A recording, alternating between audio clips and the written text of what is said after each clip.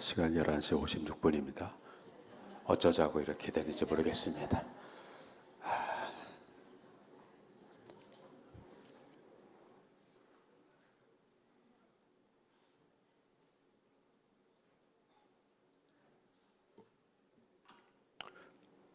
세상이 혼란에 사로잡히고 극도의 경쟁과 싸움으로 서열을 가리고 권력을 잡기 위한 욕망으로 세상이 어려워졌을 때 옛사람들은 이런 세상에서 사람이 본받아야 할 고귀한 성품과 태도와 가치관에 대한 속성을 찾습니다.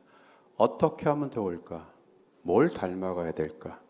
그래서 가장 귀에 익숙한 말이 상선약수다라고 하는 말을 만들어냈습니다. 이 말은 최고로 좋은 것은 물과 같다. 또 제일 잘하는 것은 물과 같이 하는 것이다. 그래서 상선, 최고로 좋은 것 또는 최고로 잘하는 것. 선이라는 게 착할 선도 되고 좋은 선도 되지만 잘한다는 의미가 있어요. 뭐가 제일 잘하는 거냐? 뭐가 제일 좋은 거냐? 그것은 위에 서려고 하고 지배하려고 하고 가지려고 하고 그런 게 아니라 겸손해지고 낮아지고 남을 살리기 위해서 애쓰는 것. 자기 욕망대로 사는 게 아니죠. 남을 배려하고 서로의 유익을 위해서 자기를 내려놓을 줄 아는 것. 그래서 물은 높은 곳에서 낮은 곳으로 임한다. 그러나 사람들은 낮은 곳에 가기를 싫어한다. 굳은 일을 하기를 싫어한다. 그죠? 사람과 물의 속성이 다르다는 거죠. 근데 우리는 뭘 배워야 돼요? 물처럼 고집하지 않고 낮은 데로 갈 줄 알고 더 밑으로 가서 생명활동, 자신이 아니라 남의 생명활동을 증진시킬 수 있을 수 있도록 자기를 낮출 수 있는 거죠. 그게 위대한 거예요. 오늘은 첫 크리스마스에 대한 이야기지만 한 아이가 태어났습니다. 약속의 아이가 태어났습니다. 그런데 어디서 태어났죠? 궁중이 아니라 마국간에서 태어났습니다. 기거할 곳이 없었습니다. 손님들을 위해서 방을 마련해 두는 것이 다 찼습니다. 그래서 마리아와 요셉은 그 추운 날 마국간에 가야 됐고 아이를 낳아서 요람이 아니라 구유에 놓았습니다. 성경은 말합니다. 천사가 이 소식을 들판에서 그 밤에 그 한대에서 그 굳은 일을 하는 양대를 지키기 위해서 뜬 눈으로 밤을 새워야 되는 아주 3D 업종의 일을 하는 목자들에게 나타나서 참 기쁜 소식을 전하겠다라고 하면서 한 아이의 탄생에 대한 이야기를 하고 너희들이 가서 다윗의 동네 베들레헴에 가서 한 집에 마국간에 구유에 놓인 아이를 보면 알 것이다. 그게 하나의 표적이라고 하는 거죠. 여러분, 표적은 이해를 해야 돼요. 그건 사인이기 때문이죠. 구세주가 이 땅에 태어났는데 어떤 모습으로 왔어요? 우락부락한 근육질의 피지컬이 무지하게 좋은 전사의 모습으로 온 것이 아니라 유약한 아이로 왔습니다. 가당치 않은 거죠. 아이로 왔어요. 이 아이로 왔다라고 하는 것을 우리가 생각해야 돼요. 어떤 모습이죠? 영혼을 구하고 생명을 구하고 세상을 구원하는 그 일은 오락부락한 피지컬이 좋은 육체적이고 여러 면에서 능력의 모습이 아니라 연약하고 유약하고 부드럽고 아무것도 아닌 상상을 넘어서는 초라한 모습 속에서 역사하시는 하나님을 봐야 된다는 겁니다. 또 무슨 모습이에요? 양육의 모습이죠. 창조주 하나님께서 능력의 주님께서 어떤 모습으로 왔어요?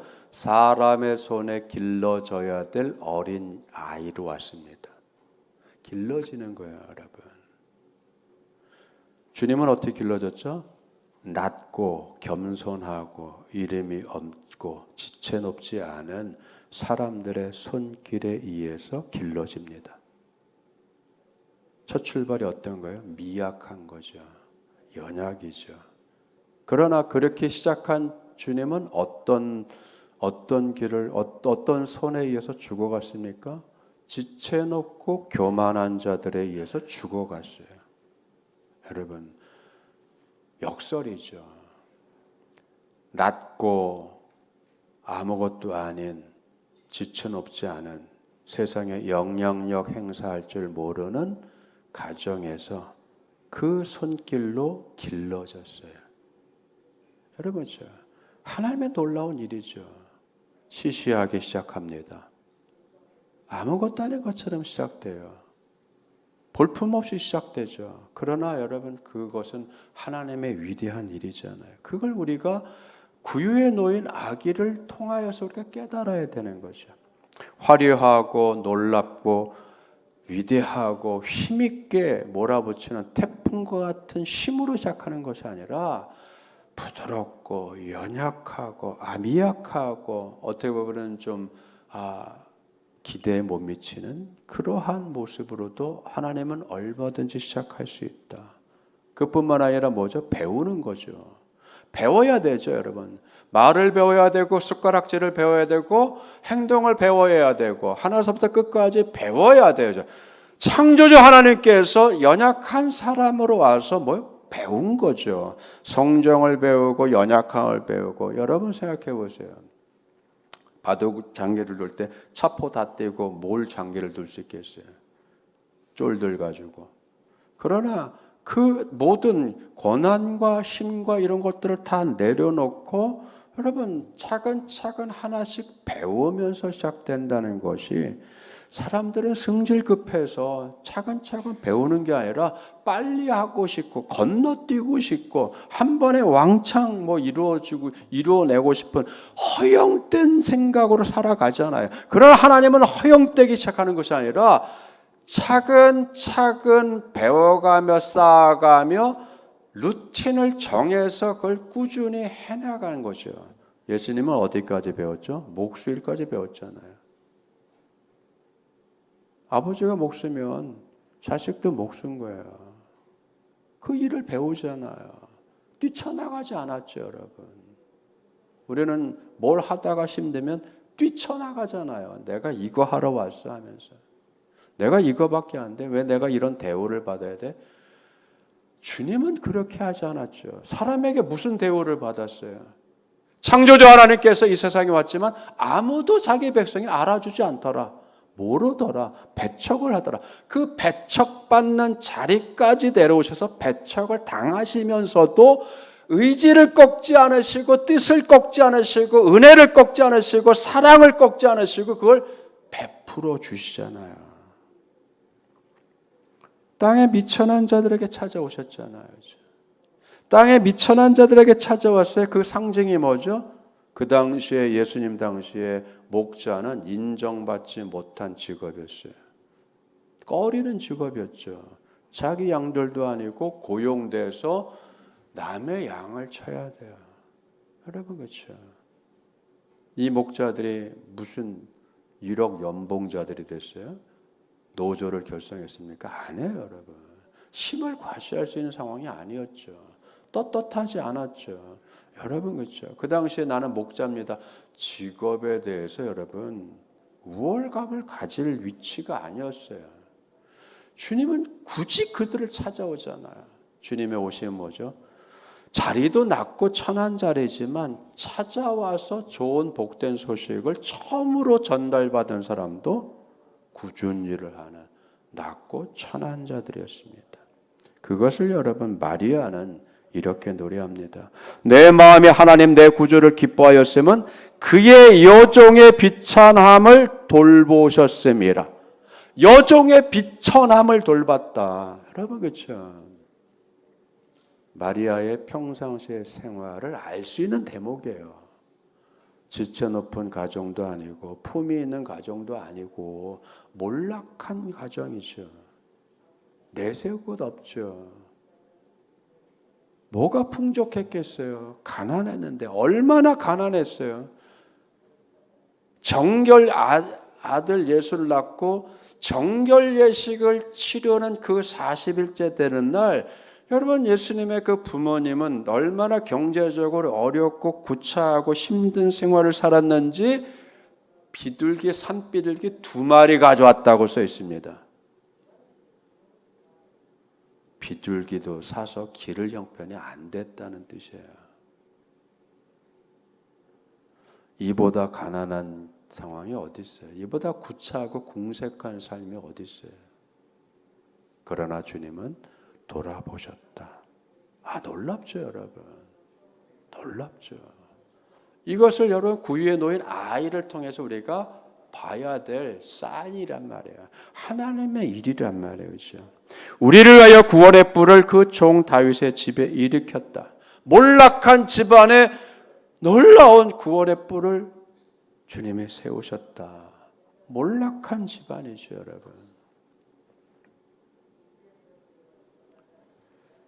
이게 그 집의 시집간 마리아의 노래란 말이에요. 번듯하고 풍성하고 윤택하고 지쳐놓고 행세할 수 있는 재산이 있고 뭐 땅이 있고 건물이 있고 뭐 이런 집에 간 게 아니라 별 볼 일 없는 궁색한 촌부의 가정에 여러분 시집가서 거기 안에서 하나님의 놀라운 역사를 보았다는 거죠. 마치 물이 가장 낮은 곳을 찾아 내려가듯이 하나님께서 가장 낮은 곳에, 가장 궁색한 곳에, 사람들이 살기 싫어하는 형편에, 누가 돈 없이 살아가는 걸 좋아하겠어요? 누가 궁색하고 지질이 궁상 떠는 생활을 좋아하겠어요? 누가 명함 못 내놓을 직업을 갖는 걸 좋아하겠어요? 다 올라가려고 하잖아요. 좀 더 올리, 좀 더 많이. 많이 받지만 일은 적게. 노동시간이 너무 많아. 배부른 소리들 하고 있잖아요, 여러분. 배부른 소리. 지금 우리가 배부른 소리 할 상황이에요. 지금 이 상황이에요.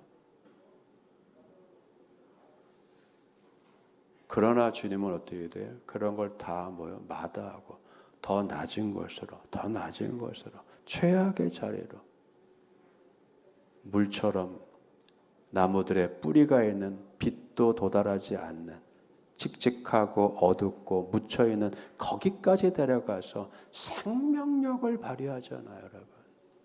그게 바로 구유에 놓인 아이를 보라라는 거죠. 너희들이 볼 것이다.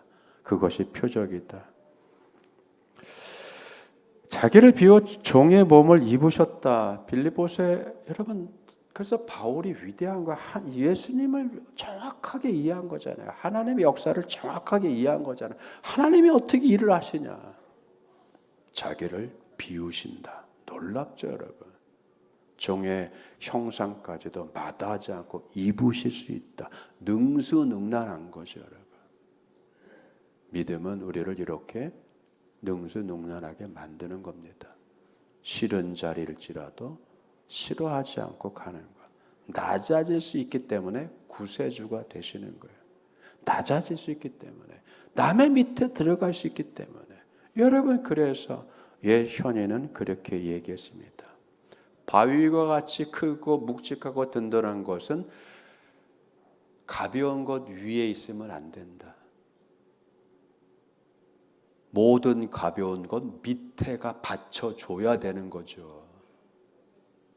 근데 세상은 뭐요? 무겁고 힘 있는 것들이 자꾸만 위에서 난리치려고 하잖아요. 사람들 밑으로 안 내려가려고 하잖아요. 그래서 하류, 밑으로 흘러가야 돼요. 대국은 하류라. 큰 나라는 작은 나라들 밑으로 흘러갈 줄 알아야 되는 거예요. 그래서 하나님의 나라가 우리 밑으로 흘러 내려오는 거예요. 왜? 우리를 받쳐주려고. 구원해내려고. 그래서 여러분, 큰 돌들은 밑으로 깔려서 주춧돌이 돼줘야 되는 거예요. 괜히 석가라 위에서 큰 돌이 춤추고 다니면 안 된단 말이에요, 여러분. 밑에 깔려줘야 되죠. 이게 뭡니까? 이게 순종이에요. 세상의 순종은 말 잘 듣는 걸 순종이라고 하죠. 그러나 예수님께서 보여준 순종은, 성경이 말하는 순종은 말을 잘 듣는 수준이 아니라 사랑하는 사람을 따라가는 게 순종이에요. 사랑하는 사람을 따라가는 거예요. 진리를 따라가는 거예요. 사랑하는 하나님을 따라가고, 거꾸로 얘기하면요, 하나님은 사랑하는 우리를 위해서 낮고 천한 죄악된 자리까지 따라오셨어요. 이게 하나님의 순종이란 말이에요. 역설이잖아요. 순종의 역설. 주님은 우리를 사랑해서 우리의 사망의 자리까지 따라오셨습니다. 예수님이 순종하신 거예요. 누구한테? 우리한테 순종하신 거예요. 우리는 이걸 배워야 돼요. 주님의 순종을 배워야 돼요. 거꾸로 우리의 순종은 사랑하는 주님을 따라가는 겁니다. 이제 우리가 이 순종을 보여야 될 때가 된 거예요. 주님이 낮은 곳에 가면 같이 낮은 자리 가고, 주님이 굳은 자리 가면 따라서 굳은 자리 가고, 주님이 고난의 자리 갔으면 따라서 고난의 자리 가고, 주님이 십자가에 못 박히는 자리 갔으면 주님을 사랑하는 마음으로 십자가에 나도 못 박히는 그 자리로 따라가야 되는 겁니다. 이게 구유에 놓인 강보에 쌓인, 천조가리에 쌓인, 비단에 쌓인 것이 아니라 천조가리에 쌓인 볼품없는 아기 예수의 모습, 반면에 가장 위대한 구세주의 모습입니다. 오늘 이 예수님의 이 모습이 우리의 살아있는 믿음으로 승화되고 우리의 삶 속에 육화되어야 될지 믿습니다. 기도하겠습니다. 은혜가 풍성하신 아버지 하나님 감사드립니다. 주님은 모든 보좌, 영광, 권세 다 내려놓고